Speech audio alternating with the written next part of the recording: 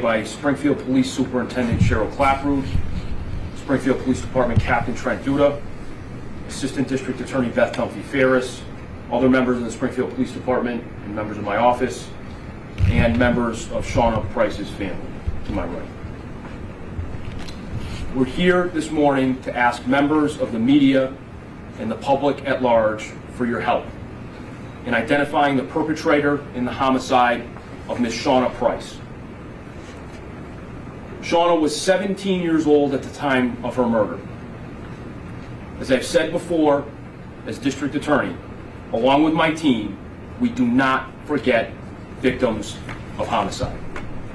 Accordingly, it is our mission to seek justice for these victims of homicide and their families.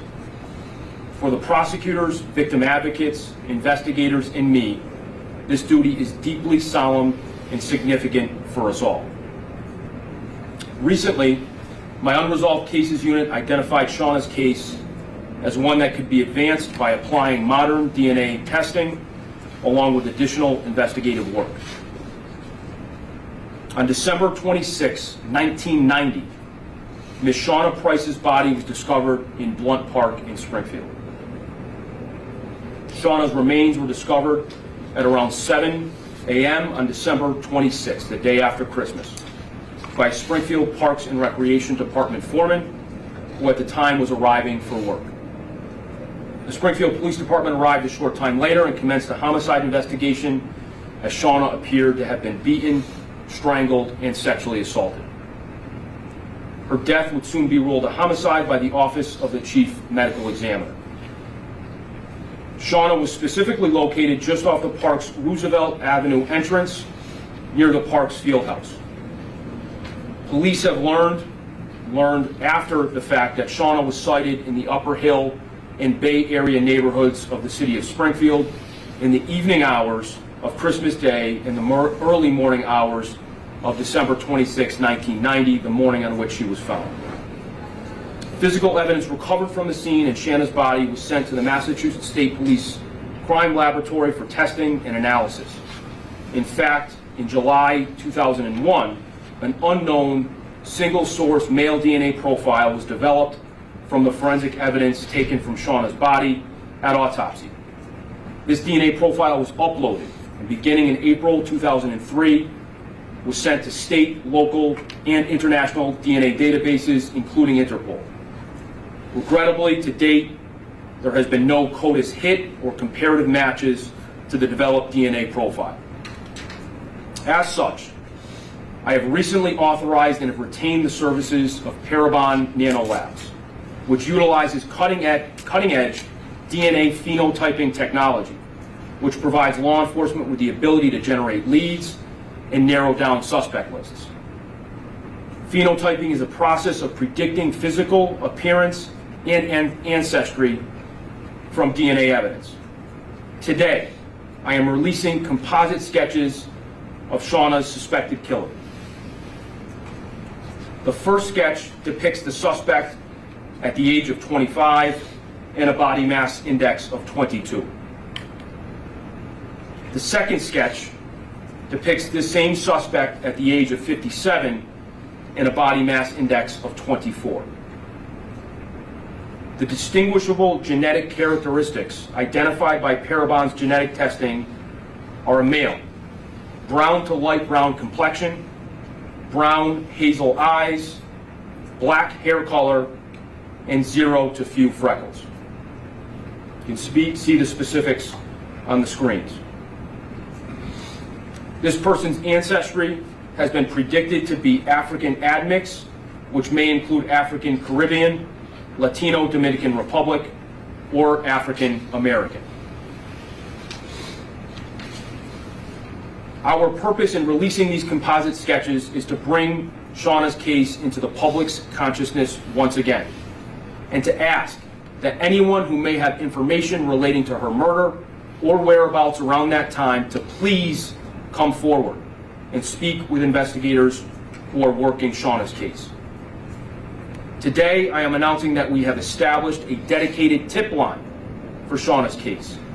If you have any information on the murder of Shana Price, which occurred on December 26, 1990, I respectfully urge you to call the Hampden District Attorney's Office's tip line at 413-432-9881. Let me be clear.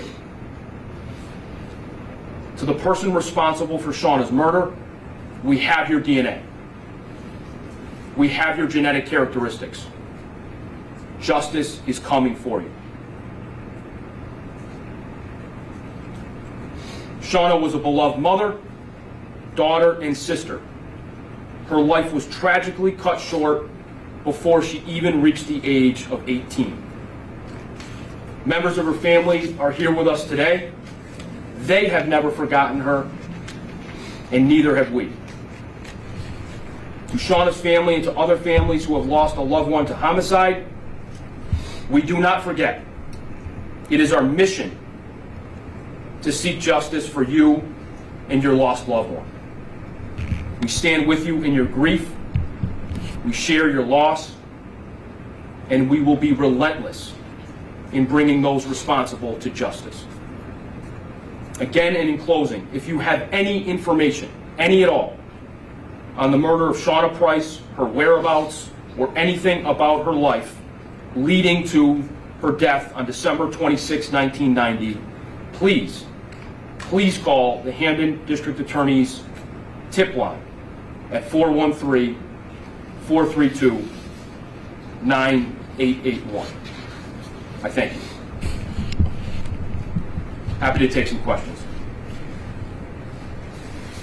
When did you start working on this case? How long has it been? In the last few months, we've identified it and began working on it. I know you've really picked up cold cases over the past 2 years. Obviously, you just announced you have a known task force on unresolved cases, correct? So we've been working on a priority of my administration for 8 years now has been resolving unsolved cases. We've had success in our time doing this, and we're now more than ever committed to this work. We have reconfigured and reorganized our unresolved cases unit with the support of our law enforcement agencies and the Massachusetts State Police in particular, that created an unresolved cases unit in a few district attorneys' offices across the Commonwealth, mine being one. And we collaborate, of course, with the Springfield Police Department on unresolved Springfield homicides. But this work has been going on, and we're more dedicated and focused than ever. Have you been successful because of the new technology like the one you announced today with the face recognition? Forensic technology and its advancement has been a part of our success. I would frankly say that it's the focus and dedication of people around me, folks in this room, who really make it work and will ultimately be responsible for justice being brought for unresolved cases. DA, this is the same technology you used in the Seeger case. That's correct. How key do you think that sketch was in that case? I realize how it played out, yeah, but link it back to that sketch and tell me how helpful that was. Stephanie, as you well know, that every case is very much unique. The Seeger case was exposed to the public's attention for the entirety of the time prior to our solving it, prior to the release of the phenotyping sketches. So it helped us to cull our list of suspects and persons of interest, and it also, I think, reignited some interest in the case. This case is different in the sense that, sadly, Shana hasn't been in the public domain as much as Lisa was. So we're really hopeful here that the release of this information and the composite sketch will generate folks to come forward, generate information. Of those who knew something at the time and for whatever reason, maybe they were scared, maybe they were in bad places in their lives and didn't want to speak with police, that now, 30 years later or so, they will come forward. So we're really hopeful that the media, all of you here, will put this out as broadly as possible, and people will see it and will have the courage to come forward and help us solve this case and help us bring justice for this family and for Shana. So is this the second time that you've used this It is. Paramount technology that he's being used with? Going back 30 years ago to the investigation then, were there any suspects or persons of interest who were identified then? Paul, I don't think I'm going to speak to those specifics. The case was thoroughly investigated, certainly at the time, and then for years to come by the Springfield Police Department and associated agencies. But I'm not going to get into any specifics around persons of interest or identified suspects at that time.